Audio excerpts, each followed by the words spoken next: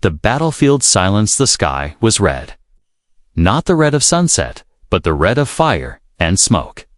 The air was heavy with the smell of burning metal and blood. Cries of the wounded mixed with the distant rumble of falling buildings. Circa, a proud, alien warrior of the Kyril army, lay half-buried under broken stone and twisted steel. Her armor was shattered. Sparks flickered from her chest plate. She could not feel her legs, and deep down she knew why. She tried to push herself up, but pain ripped through her body like a blade. Her vision blurred. Round her, the battlefield was silent, too silent. The gunfire had stopped hours ago, but that silence was not peace. It was the silence of death. In the distance, heavy footsteps crunched on the rubble. Shadows moved between the wrecked buildings. Sphera's heart pounded. Were they enemy soldiers come to finish the job? Or scavengers looking for weapons and loot? Her hands searched for her plasma rifle, but it was gone. Her only weapon was a broken blade still attached to her wrist armor. She gripped it weakly. Then a shape appeared through the smoke, tall, armored, with a human face under a cracked helmet. His armor was scarred, his left shoulder bleeding. The soldier moved slowly, scanning for survivors. It was Captain Ross. A human marine. When his eyes found her, he stopped. For a moment, they stared at each other. Two soldiers from different worlds, enemies only months ago, now caught in the same hell. Ross took a cautious step forward. "Can you move?" His voice was calm, but his eyes searched her wounds. Circa's pride flared. "Leave me. I'm not your concern." Her voice was cold, but it trembled. Ross knelt beside her. "You're bleeding out. If you stay here, you're dead in minutes." Circa turned her head away. "My own army left me. Why should you be different?" He didn't answer right away. His radio crackled in his ear. "Captain Ross, this is command. We have a pickup point. Extraction in 10 minutes. Do not waste time on enemy casualties." Ross looked at her again. She was more than an enemy casualty. She was a soldier who had fought and bled just like him. Footsteps echoed nearby, not his, not hers. The sound was heavier, slower. A shadow moved across the ruined street, massive and hunched. Ross's eyes narrowed. "We need to move, now." Circa shook her head. "I can't walk." He didn't argue. He slid his arms under her and lifted. She was heavier than she looked.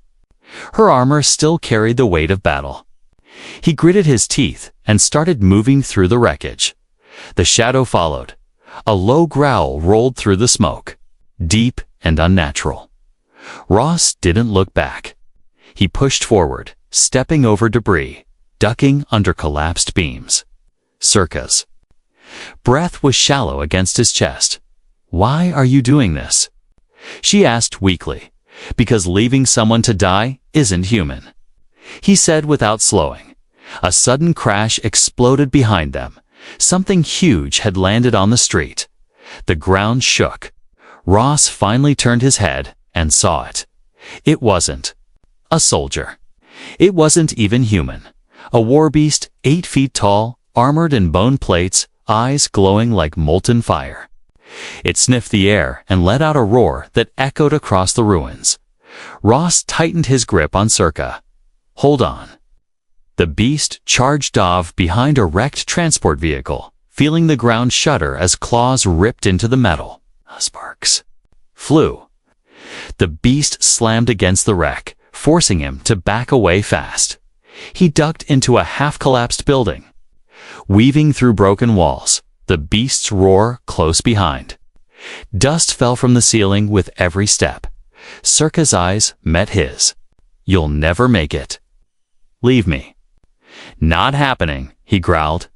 The building shook again. The beast had smashed through the wall. Its massive head forced its way inside, jaws snapping. Ross set Circa down gently against the wall.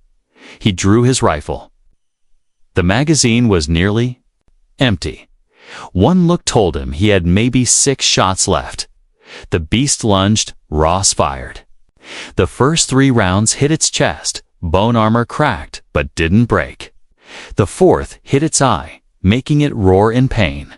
Reload. Circa shouted, spotting a loose weapon nearby. A half-broken alien pistol buried under rubble. She crawled, pain shooting through her, grabbed it and tossed it to him. Ross caught it, aimed, and fired. A bright blue bolt tore through the beast's neck. It collapsed with a heavy thud, shaking the floor. For a moment, only their breathing filled the silence. Then Ross heard it, the low hum of engines. Enemy hovercrafts. Getting closer, he glanced at Circa.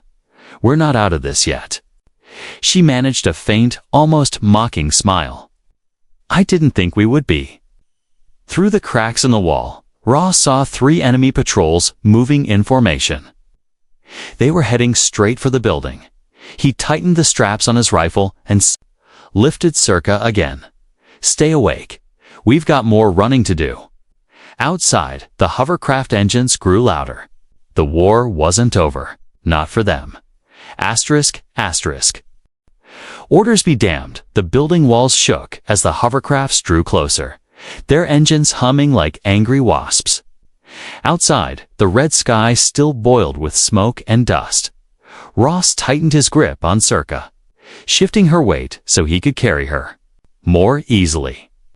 Her head rested against his shoulder, and he could feel the heat of her blood through his armor. She was losing too much of it. His earpiece crackled again. Captain Ross, report. Are you en route to extraction? Ross kept moving, stepping over piles of rubble, slipping into the shadow of a collapsed tower. Negative. I've got a survivor. There was a pause. Then a sharp voice came through. Survivor. From what unit? Ross didn't answer. Ross, you have exactly 7 minutes before the evac leaves. We are not risking the team for an enemy soldier. Do you understand? He looked down at Circa. Her eyes were half closed, but she was awake enough to hear. She gave him a weak, bitter smile. See? Even your people know. Leave me. Ross shut off the radio. Orders. She asked quietly. Sometimes, he said. Stepping into the alley between 2 burning buildings, orders are wrong. Enemy shadows, the whine of a hovercraft engine grew louder behind them. A searchlight beam cut through the smoke, sweeping across the street. Ross pressed himself and Circa against a wall, his breathing slow and steady. A squad of enemy soldiers leaped from the craft, their armor black and silver, their rifles humming with charged energy. They spoke in clipped alien tones, scanning for movement. Circa's voice was barely a whisper. That squad. They are hunters. They won't leave until they kill whatever they find. Ross's eyes narrowed. Then we make sure they don't find us. He moved into the next street, keeping to the shadows, his boots silent on the cracked pavement. But the hunters moved fast, their scanners clicking as they followed the faint heat trail he and Circa left behind. The collapsed Ross ducked into what had once been a shop. The roof was mostly gone, and debris littered the floor. He set Circa down for a moment and scouted the back exit. It was blocked by fallen concrete slabs. Before he could return to her side, the wall behind him shook. A beam of blue light blasted through the bricks, turning them to dust. The hunters had found them. Ross grabbed Circa again and sprinted to the far side of the shop. Energy bolts ripped past, burning holes into the walls and shattering shelves. A blast struck the ground near his feet, throwing him forward. He landed hard, shielding Circa with his body. Go, she coughed, pushing weakly at him. They'll kill you too. Not happening. Through the fire, spotted an opening, a half-collapsed bridge that led to the upper floors of a nearby building. It was risky, but it was the only way forward. He ran, leaping over broken beams, his armor scraping against jagged metal. Behind them, the hunters shouted in their language. their boots clanging as they gave chase. Halfway across the bridge, an explosion went off below. The shockwave cracked the metal beneath Ross's boots. He almost slipped, gripping Circa tighter. The bridge groaned under their combined weight. "You'll fall," Circa gasped. "Not today," Ross growled. Pushing forward, they made it across. Just as the bridge collapsed behind them, taking to hunters with it, the rest shouted in frustration, their voices echoing through the ruins. The rooftop choice Ross climbed the stairwell of the tall building, every muscle in his arms burning from carrying Circa. He reached the roof and froze.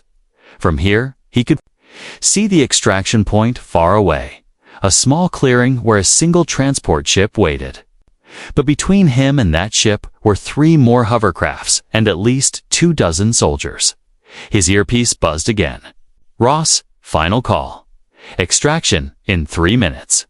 If you're not here, you're on your own." He looked at Circa. She was pale. Now, her breathing shallow. If he tried to fight his way there, they'd both die. If he left her here, she would be captured and tortured or simply killed. Circa read his silence. "Go," she whispered. "At least one of us can make it." Ross stared at her for a long moment. Then he shook his head. "No. If you die, it won't be because I ran." He pulled a smoke grenade from his belt and tossed it into the street below. Thick gray clouds swallowed the air. "Hold on," he said, and jumped from the rooftop onto the next building. The last leap, the jump, jarred every bone in his body. But he didn't stop. He kept leaping rooftop to rooftop, smoke covering their path. The sound of angry hunters lost in the haze. Behind them, the extraction ship lifted off without him. Circa realized what that meant. "You just gave up your only way home," she said faintly. Ross didn't answer. He just kept running. Somewhere ahead, the sound of water reached his ears. The river? If they could reach it, they might disappear into the canyon and live to fight another day. But as he reached the edge of the final rooftop, he saw movement in the smoke. A massive shadow stepped forward. Not a hunter. Not a war beast. Something worse. The beast and the bullet, the shadow and the smoke, grew taller. The ground trembled beneath each slow step. Ross froze at the edge of the rooftop, holding Circa close. The smoke swirled, revealing long clawed arms and a head crowned with jagged bone spikes. Its breath hissed like steam through the gaps in its armored jaw. Circa's eyes widened in fear. "That's not a war beast," she whispered. "That's a maul striker." Ross had heard of them. Battlefield predators bred for one thing: to hunt survivors. Taller than 2 men, fast despite its size, and strong enough to tear apart vehicles with its bare hands. The striker's glowing yellow eyes locked on Ross and Circa. It let out a deep, rumbling growl. Then it moved. The first clash, Ross ran along the rooftop edge, searching for another jump point. The striker leaped up onto the building behind him with shocking speed, claws tearing chunks of stone as it landed. Ross dove into a broken skylight, hitting the dusty floor of the building below. He rolled, shielding Circa from the impact, then scrambled to his feet. The roof above exploded as the striker crashed through, sending shards of stone raining down. Ross fired his rifle in short bursts, aiming for its head. Sparks danced off. Its bone plates, not enough to stop it. "Shoot its joints," Circa shouted, pointing weakly. "The armor there is thinner." Ross adjusted his aim. 3 rounds punched into the creature's knee joint. The striker roared, staggering, but only for a second. It charged forward, its massive arms swinging like a club. Ross dove behind a rusted support beam. Just as the blow smashed through it like paper, running on empty, Ross checked his ammo. 3 bullets left in his main rifle, else 1 magazine for the alien. Pistol. Not enough for a long fight. The striker advanced, claws scraping against the floor. Its breath came in short, heavy bursts, each one smelling of blood and decay. Circa struggled to lift herself, reaching for a chunk of debris. She hurled it at the creature's head. It barely noticed, but it was enough to make it turn toward her. "No," Ross shouted. He ran forward, firing his last 3 rifle shots directly into its unprotected jaw hinge. One round hit deep, making the striker reel back with a howl of pain. Ross dropped the rifle and drew the alien pistol. Its grip was strange, too small for his hands, but it hummed with dangerous energy. Close quarters, the striker lunged. Ross sidestepped, shoving Circa behind a collapsed wall, then fired the pistol at point-blank range. The energy bolt burned a smoking hole through the striker's shoulder, but the creature didn't slow. Its claws slashed across Ross's armor, sending him crashing into a pile of crates. The impact knocked the wind from his lungs. The striker loomed over him, raising both claws for a killing blow. Ross aimed upward and fired again. The bolt hit the creature's neck joint, making it stagger. It snarled and swung wildly, smashing crates and stone. Circa, bleeding but still conscious, dragged herself toward Ross. She grabbed his fallen rifle and used the broken barrel like a spear, jamming it into the striker's knee joint again. The creature roared in agony and dropped to one side. The killshot Ross seized the opening. He climbed onto the striker's back, gripping the jagged bone ridges for balance. The pistol was hot in his hands, humming as it charged another shot. He pressed it against the base of the creature's skull and pulled the trigger. The blast tore through armor and bone. The striker went still, its body collapsing like a feld. Tree dust and debris filled the air. Ross slid off its back, panting hard. His armor was cracked, his arms ached, and his pistol's power cell was nearly drained. He turned to Circa. She was slumped against the wall, pale and shaking, but her eyes were sharp. "You fight like someone with nothing to lose," she said. "Maybe." "I don't," he replied, reloading the pistol with his last cell. "But I'm not done yet." The new threat before they could catch their breath. The sound of hovercrafts returned louder now, closer. Through the shattered windows, Ross saw enemy soldiers pouring into the streets, their weapons ready. "Too many," Circa murmured. "Even you can't fight all of them." Ross scanned the building and spotted a gaping hole in the far wall that led to a dark stairwell. "We don't fight them," he said. "We make them lose us."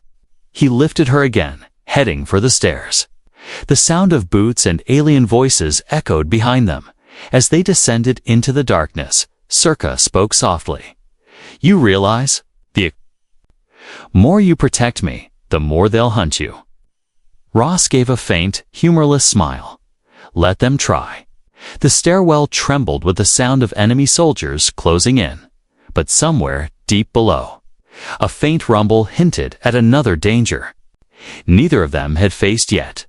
Asterisk trapped with the enemy, the stairwell was cold and dark. The only light came from cracks in the walls where the smoke from above drifted down like a ghost. Ross moved slowly, each step echoing in the silence. Circa's weight pressed heavily against his arms, but he did not slow. Behind them, the sound of boots on metal grew louder. Alien voices barked short commands, their sharp tones bouncing off the concrete walls. "They're splitting up," Circa whispered, her hearing sharper than his. "2 squads, one above us, one below." Ross stopped. He was caught in the middle. "Any way out?" he asked. Circa's eyes swept the walls. "Not unless you can break through solid rock." The lower hall, they descended a few more steps until they reached a small landing. A rusted metal door hung crooked in its frame, half open. Ross pushed it wider and stepped inside.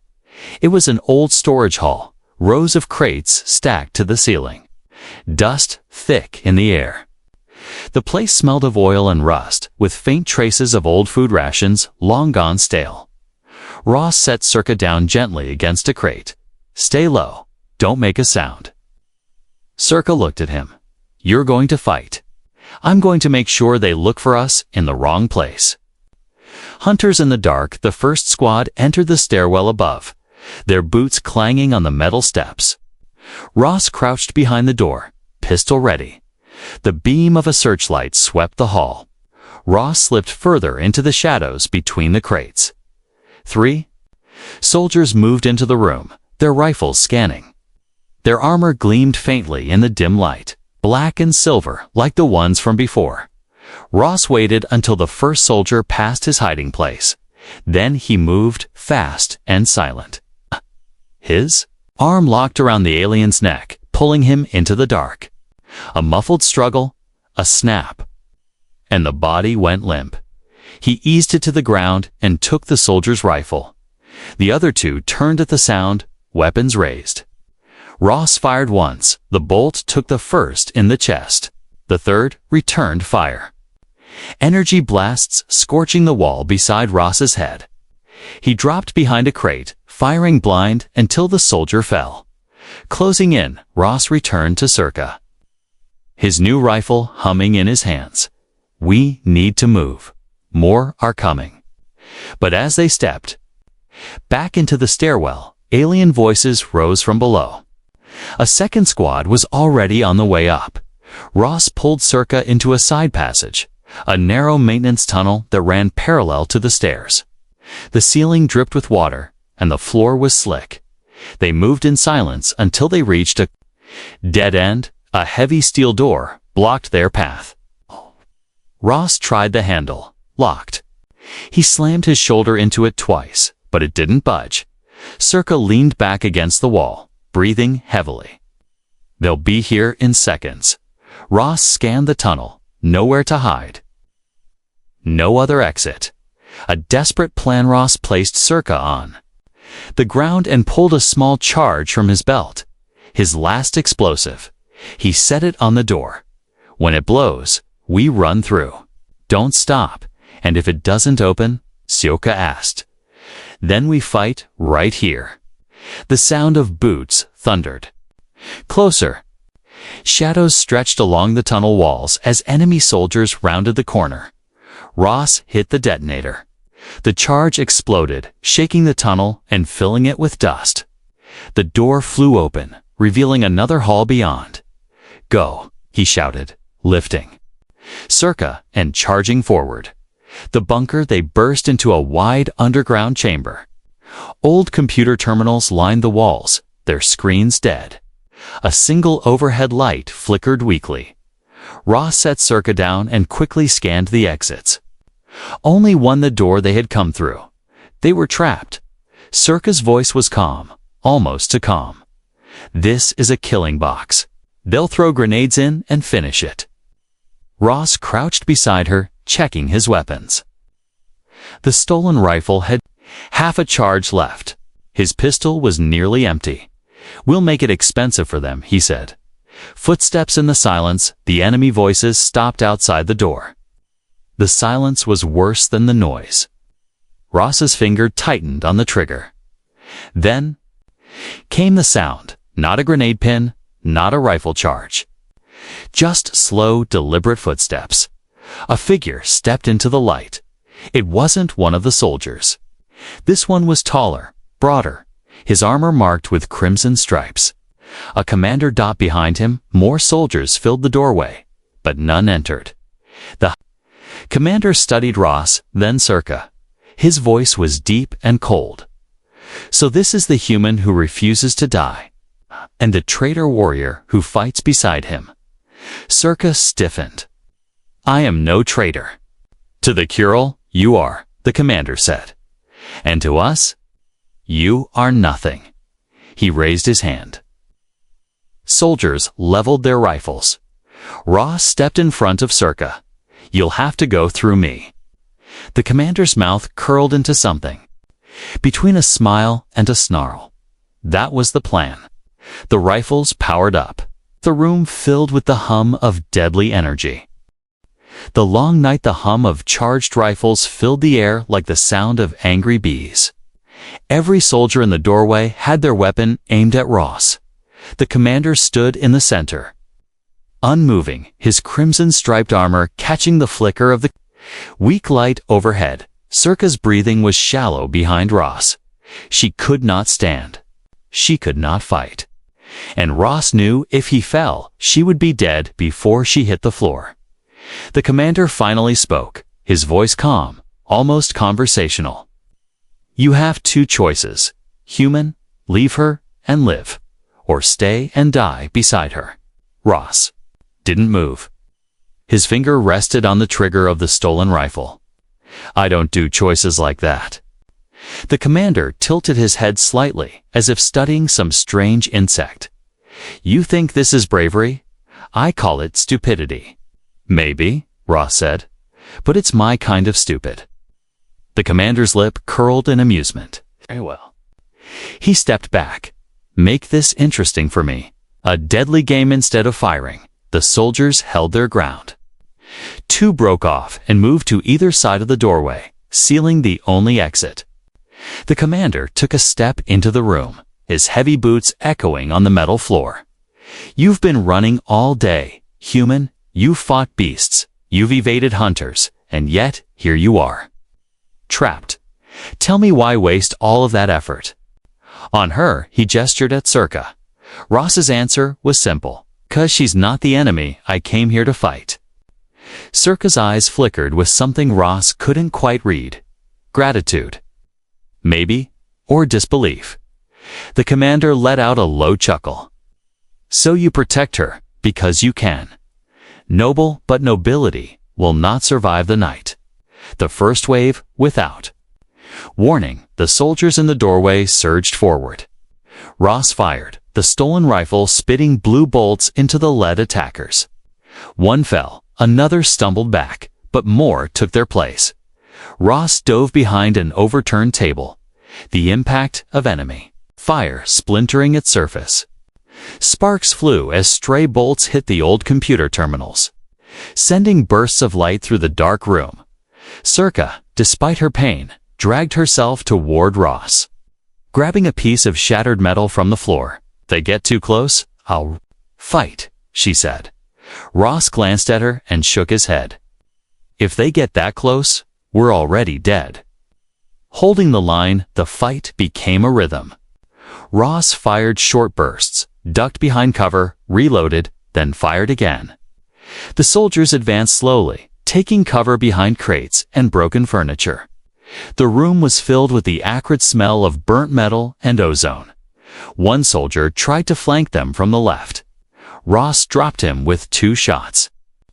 Another tried to throw a grenade, but Ross shot it midair, the explosion lighting the room like lightning. Still, it kept coming. The commander's patience then. Suddenly, the attack stopped. The soldiers pulled back to the doorway. The commander stepped forward again, slow and deliberate. "You're not bad human," he said. "But even you must be running out of power." Ross glanced at his rifle's display. Only a few shots left. His pistol had 1 cell remaining. The commander was right, you see. The commander continued. "We can wait. You will tire. Your weapon will fail. And when that happens, he didn't finish the sentence. He didn't have to. A dangerous pause for the next hour. There was no attack. The soldiers stayed outside the doorway. The commander remained in view, leaning casually against the wall.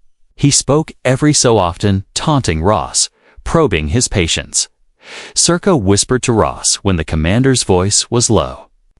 "They're waiting for backup. Heavy weapons. When that comes, they'll burn through this room in seconds." Ross knew she was right. He also knew there was no escape, not without a distraction big enough to shake the whole building. He looked around the bunker. Old wires hung from the ceiling. Broken machinery lined the far wall, and in the corner, a large cylindrical tank with faded warning symbols. The last bed tross crawled over to it under the cover of darkness. Circa watched him work. "That's a fuel tank," she whispered. "It could take half this level out." "That's the idea," Ross said quietly. Her eyes widened. "You'd kill yourself." Ross gave her a grim smile. "Only if they push me to it." He rigged a small detonator from his last grenade, setting it carefully against the tank's metal skin. The standoff when Ross returned to his position. The commander was watching him closely, planning something. The alien leader asked Ross. Met his gaze. "Yeah, planning on making sure you don't walk out of here alive." The commander's eyes narrowed. Big words for a dying man. Ross didn't look away. "Big enough that you should start wondering how much time you have left." For the first time, the commander didn't reply. He simply stared, as if calculating. The silence between them was thick, broken only by the faint hum of the soldiers' rifles outside, and somewhere deep in the building, faint but growing. Ross heard something new, a distant rumble. Not soldiers, not machines. Something else. Whatever it was coming fast. Escape at dawn, the distant rumble grew louder, echoing through the metal bones of the bunker. Dust trickled from the ceiling. The commander's eyes flicked toward the sound, just for a second, but in war, a second was enough. Ross used it. He fired 2 quick bursts toward the doorway, forcing the soldiers to duck. Then he grabbed Circa and pulled her toward the far wall. The commander's voice cut through the noise. "Stop them." The rumble became a roar. The floor trembled. Somewhere deeper underground, metal groaned like an old ship breaking apart. "What is that?" Ross asked. Circa's voice was tense. "Tunnel drillers, but they're not ours." The breach the wall to their left exploded inward. Chunks of stone and steel flew across the room. Out of the dust charged 3 massive machines, each shaped like a squat armored beast, drills still spinning at their snouts. But they weren't machines alone, they carried riders. Not enemy soldiers, not Kiro warriors. Something else. Ross saw pale skin, segmented armor. Insect-like faces with glistening black eyes. Circa's voice was a mix of fear and awe. "Drones, the hive found us." The soldiers at the doorway panicked. The commander barked orders, but the drones moved with terrifying speed. Cutting down to aliens before they could fire, Ross knew this was his only chance. Through the chaos, he grabbed Circa, slung her over his shoulder, and sprinted for the hole. The drones had made. A soldier tried to block him, but Ross smashed the butt of his rifle into the alien's helmet, sending him sprawling. Energy bolts flew everywhere. The air was thick with the smell of burning flesh and scorched metal. The drones didn't care who they killed, enemy or ally. To them, everyone in this bunker was prey. Ross pushed through the chaos, ducking as a drone's claw tore a chunk from the wall above him. He leaped over the body of a fallen soldier, his boots slipping on blood-slick metal. The tunnels beyond the breach was a tunnel narrow, dark, and shaking with the sound of more machines. The floor was uneven, the air damp. Ross kept running, his breath loud in his ears. Circa clung to his back, her voice a faint whisper. "The river. The tunnel will take us to the river." He didn't ask how she knew. Right now, he didn't care. Behind them, the sound of gunfire and alien screams grew fainter. But the drone's mechanical whine followed, echoing through the tunnels. The tunnel split into 3 paths. Ross didn't hesitate. He took the middle one. The drones were close now. Their claws scraped against the tunnel walls, throwing sparks into the dark. Ross spotted a faint light ahead. Almost there. But then a drone leaped from the side. Passage, blocking the way. Its mandibles clicked, dripping some foul liquid that sizzled on the stone floor. Ross set Circa down gently, raised his pistol, and fired. The bolt hit the drone's eye, making it screech and reel back. He fired again, aiming for the joints in its legs. It collapsed with a hiss. But more were coming. The river's edge, they burst out of the tunnel into open air. Dawn had broken. The sky a pale orange streaked with gray. Below them, a river churned. Through a deep canyon, its waters dark and cold. Ross looked over the edge. We jump. Circa stared at the drop. You'll break us both. Better than letting them tear us apart, Ross said. The drones poured from the tunnel behind them. Their claws clicked, their eyes glowed. Ross wrapped his arms around Circa and stepped to the edge. Hold your breath. The leap, they jumped. For a moment, they were weightless. The roar of the river growing louder. Then the water hit like a wall, cold enough to steal the air from Ross's lungs. The current dragged them under. Ross fought to the surface, gasping, one arm holding Circa above water. The drone stopped at the cliff edge. They didn't follow. The river was too fast, too deep. Ross let the current carry them downstream, away from the canyon. The rising sun painted the water in gold and blood red. Not safe yet, after what felt like hours. They reached a calmer stretch of river. Ross pulled them to the bank, collapsing onto the wet sand. Circa coughed, water streaming from her mouth. She looked at him, her voice soft but firm. You should have left me. You could have lived. Ross shook his head. I didn't come here to live. I came here to do what's right. In the distance, faint on the wind, came the sound of engines, not drones.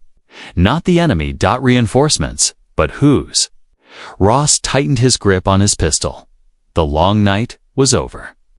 But the final fight was about to begin.